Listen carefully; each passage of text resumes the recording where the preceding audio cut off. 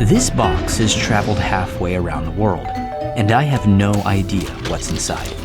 But whatever the contents are, I'll need to use them to build an original model, and somehow fit it into the universe of Aegis. Aegis is the center of my world-building project, where I combine handmade sci-fi dioramas and storytelling. In this video, I'll walk you through that entire creative process. This is Gamey Builds, and welcome to Beyond the Blight.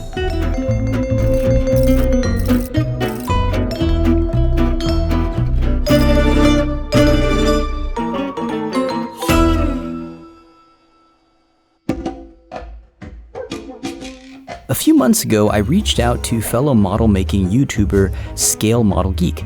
He's got some wonderful original dioramas in a similar creative vein to my own, so I thought it'd be fun to do a blind box challenge with him. The rules were simple. We'd send each other a small box of plastic odds and ends, and we'd have to use at least 70% of the items in an original build. Now, that figure might not sound like a lot, but the geek sent me a ton of parts. Nevertheless, I weighed all the parts so that I'd know exactly how much 70% actually was, then carefully combed through everything to find bits I thought I could use, weighing as I went to be sure I was fulfilling the 70% requirement. I could tell early on that this build would feature some sort of repeating structure, as there were plenty of duplicate pieces. I opted for a levitating tram, with the duplicate pieces making up the support arms. Now, I know this isn't entirely original for Beyond the Blight. My prison solution video from last year featured something very similar. So to compensate for the redundancy, I decided to set this scene in a canyon, with the track supports clinging to a vertical rock wall. Story-wise, I was drawn to the idea of a tram that was in constant motion, collecting and depositing some sort of valuable cargo as it zoomed along its track. This idea isn't completely far-fetched either. For over a century in the US and overseas, mail was picked up by moving trains using a similar concept to save time and fuel. I spent a good bit of time between the inking and coloring stages, coming up with a palette for the build that would feel both striking and natural. Decrepit as Aegis may be at this stage in its history, this is not a world afraid of color, with automecha and vehicles that are often painted in bright, bold schemes. The cliff face, I knew, would need to be various shades and intensities of reds and oranges, while a contrasting teal for the tram would help highlight it as a focal point. And with the concept artwork finally drawn and painted, it was on to building.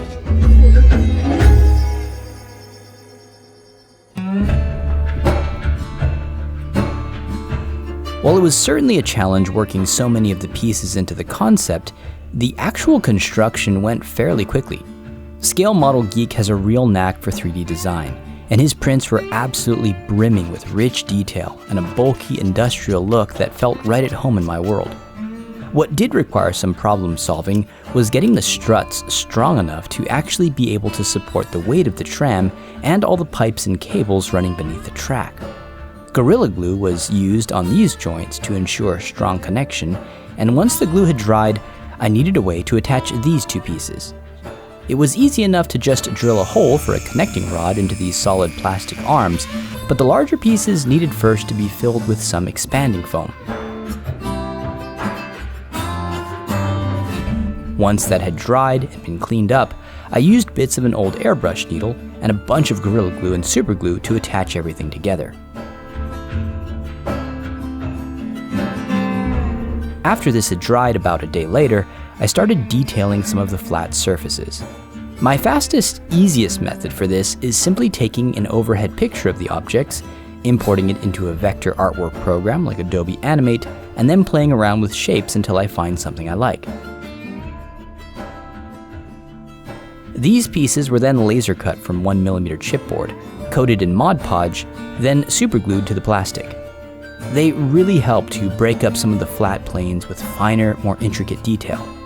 After coating all the paper bits in Mod Podge to get them ready for priming later, I went back to add some better support to the arms. First, these tiny wooden bits here were added to help keep the diagonal abutments in place. The abutments in turn help to better disperse some of the track's weight and lessen stress on the corner joints. And yes, that's a hot glue stick used to fill in the hole at the back and provide yet another flat surface to fix onto the rock wall later.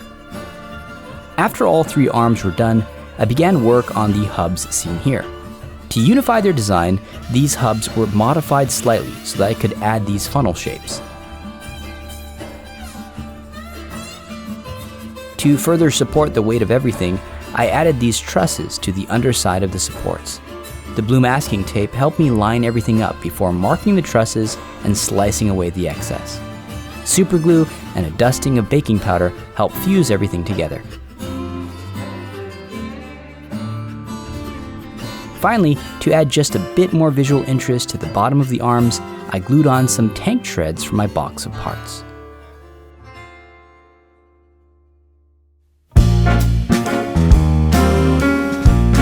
To keep the weight as minimal as possible, I opted for hollow, thin pieces with the utility pipes, like square styrene rods, bendy straws, and acrylic rods. Since many of the pieces weren't long enough to span the entire length of the track, I glued some of them end to end, then added details like these cut square sections of slightly wider rods. Also, bendy straws made for convincing ribbed cables when glued over a plain acrylic rod. And another rod was detailed by sliding on tiny bits of heat shrink tubing. After constructing a crude foam rig to hold everything, I slid each of the tubes into place for a snug fit, then wrapped them in tape to keep them in place while I superglued. Unfortunately, the tubes were a bit too snug and ended up ripping off some of my chipboard details, but such is life. Last came the track itself, which was just another acrylic rod cut to length and then detailed with yet more bits.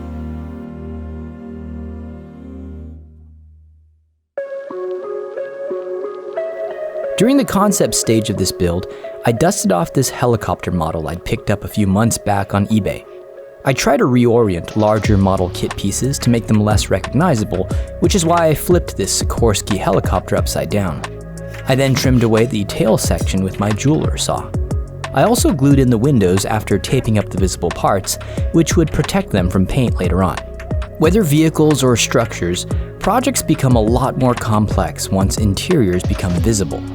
What's especially tricky is planning every step of painting and construction, since so much of the interior becomes inaccessible at certain stages, as with this tram. I started by adding this surveillance camera, though it can't really be seen in the end result. A few bits were also made from styrene, like this cover for the tram's underside and this divider. After the cockpit was primed in black, the windshield was added and the interior was finished, so the two halves could be finely glued together. Next, these bits, originally guns, were added to my model to evoke the aesthetic of this hardware on electric trams called pantographs. It's worth noting that the tram in this build is not a repulsor craft, the tech usually seen on my floating ships and speeders, but rather a mag tram, which hovers above the track on an electromagnetic current emanating from the rail. Here on Earth, we already have a form of this levitating train technology, though not as dramatic. The advantage is higher top speeds, lower maintenance costs, and better acceleration and deceleration. These are all factors that play into the lore of my tram, used exclusively by the Royal Bellamy Mining Corporation. Once the main features of the model were locked in, I did my best to work in the smaller bits I received, fitting them wherever I could. For the thrusters, I again employed my expanding foam technique to produce more surface area, then glued the thrusters to the tram's hull. Now, because this tram needed to be able to snatch cargo at high speeds, it only made sense to have some sort of net or screen near the catch arm, similar to these nets seen on actual mail trains. And it turned out that I already had the perfect piece for this.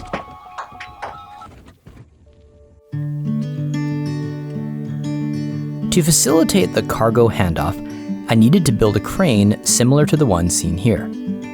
Fortunately, the shapes and sizes of the leftover pieces were perfect for this. In the end, I was able to incorporate one of the mech feet the geek had sent, along with a few of the mechanical limbs and this bit here, which one of my patrons studiously identified as a B-wing cockpit.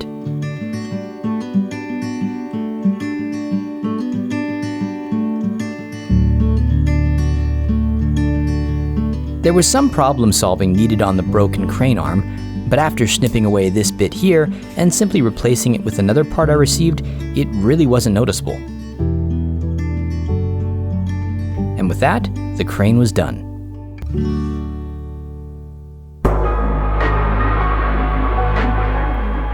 A lot of research went into the terrain for this build, which was modeled after the colorful strata seen in places like the Grand Canyon. The base for this was simply a large rectangular sheet of 1-inch thick XPS foam.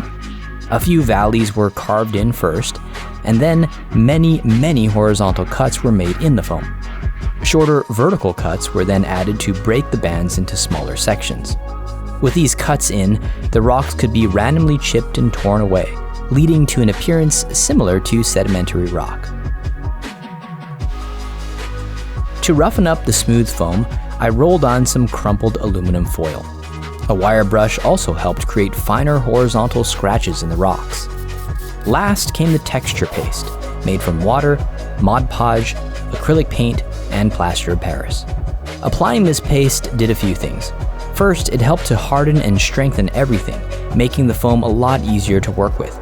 Second, it created a nice cream-colored base coat, which acted as primer for painting. Now, before we move on to painting and the short story, I've got some exciting new items in the shop. This brand new t-shirt design is based off my Grim Strider mecha from last year, which incidentally was also a collaboration similar to this one. As always, the shirt is a super soft and comfortable cotton polyester blend, and the screen printed artwork is sharp and vibrant as ever. Also new to the shop are these two sticker designs. I'm also running a summer sale, with most items significantly discounted, so be sure to check out gameybuilds.com to grab some limited merch and help support this channel.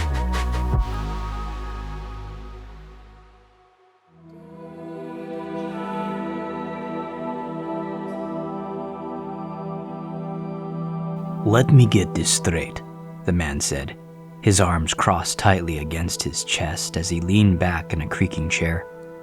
The two of them were sitting in a stuffy room, console screens casting a pale, hazy light into the space. "You expect us to mag-grapple onto a lev tram moving at maximum speed through the deadliest part of the Blood Canyon." "Not maximum speed," the woman corrected, making a gesture with the heel of her palm. On the tactical console before them, a ghostly serpentine thread wound its way through a topographical map. The line was colored in gradients, with bands of orange, yellow, and green bleeding into one another. "This is a speed map of the armored tram," explained the woman. "Red is fast, green is slow. Your touchdown point would be here, just as the tram departs from the crane of Station 17. As it prepares to make this switchback," she clicked again, "it slows considerably. You're looking at only just over 200 kilometers per hour. "Ha!" the man scoffed, his large hand clanging against the surface of the desk. "Only? Have you experience flying 200 kph without a craft?" "I have. I used to do Atmo dives from 6,000 to 8,000 meters. In freefall, we'd regularly reach 200, sometimes faster, depending on the suit design." "I said flying, dear, not falling. Anyone can fall when the target pulling you in is the planet itself." For a split second, a crack appeared in the woman's expression, perhaps for the first time that night, but it was gone as quickly as it had come. "You flew Dark Knives with the Gibra Enclave, didn't you?" the woman pried, speaking the words in a strange mix of accusation and wonder, and now it was the captain's turn to fall silent. "You will keep quiet about such things," he growled. "Dark Knife launchees have some of the lowest survival rates of any crew, pirate or otherwise. Think of this as the same thing, but with the added help of gravity." "Gravity is no helper. It's a greedy scummer that wants nothing more than to spread pilots' entrails on the pavement." "And you'd prefer the alternative? Launchees missing the hull of some commandeered station in orbit and tumbling forever into the void of zero-G? One could argue that this mission is a lot more promising, especially considering its payout." What payout could robbing a mining tram possibly net us? Those trains are the sole property of the Bellamy Mining Corporation, and business is not exactly thriving.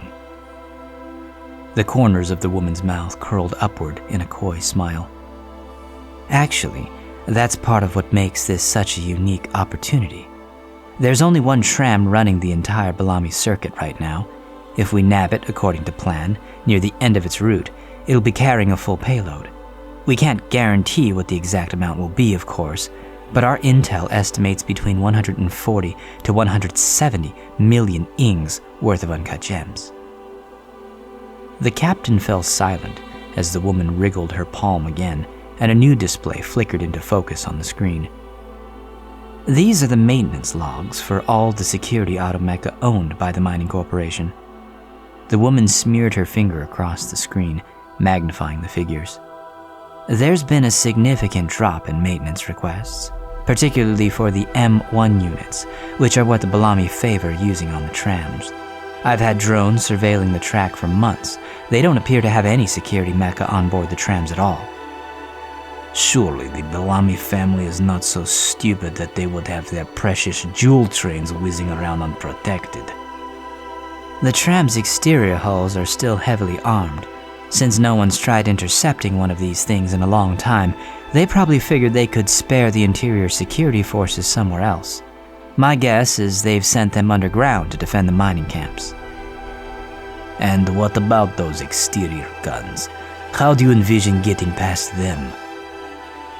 The woman gave a thoughtful nod, her expression like a bird of prey about to descend for a kill. Timing will be everything.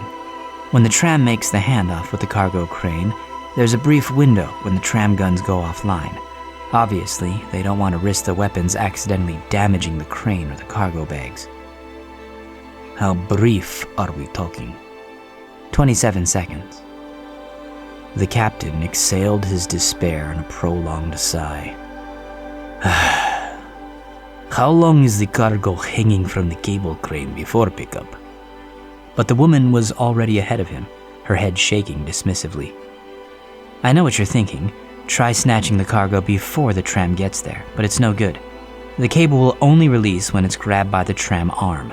There's some sort of encoded digital handshake that releases it. You can't just yank that cargo off the line. Very well. Walk me through your plan again, said the captain, leaning forward with his elbows on his knees as he rubbed the red stubble on his chin. We drop in 2 Atmo divers from a drone craft flying at high altitude above the canyon. At 1,000 meters, they activate their thruster suits, matching the speed of the fully loaded Lev tram below. They drop in fast just as the train departs Station 17, while the guns are still offline and the speed is minimal. They mag grapple onto the roof of the tram and slip inside the open cargo hatch along with payload from 17 to disable the piloting, defense, and tracking systems. With luck, they'll find themselves in a tram brimming with rare Aegisian gems. And that's where you take over? By then, we'll have our submersibles waiting offshore, where the canyon river meets the sea on the Ekrite border. You'll have just under 6 minutes to disable the tram's systems, climb back onto the roof, then activate the EMP device, which will temporarily disable the mag rail, sending the tram off the track and straight into the sea. And we fly off into the sunset on our thruster suits before it crashes. The woman nodded slowly. And, once our submersibles recover the payload, your cut of the proceeds are wired to your accounts. And what if the funds never make it to our accounts?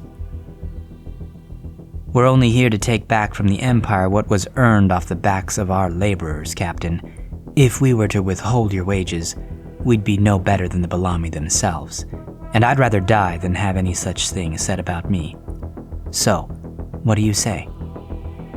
The captain scratched at his stubble, stood, and stretched, his gaze not leaving the eyes of the fearless mouse of a woman before him. I say, it looks like I have a crew to train.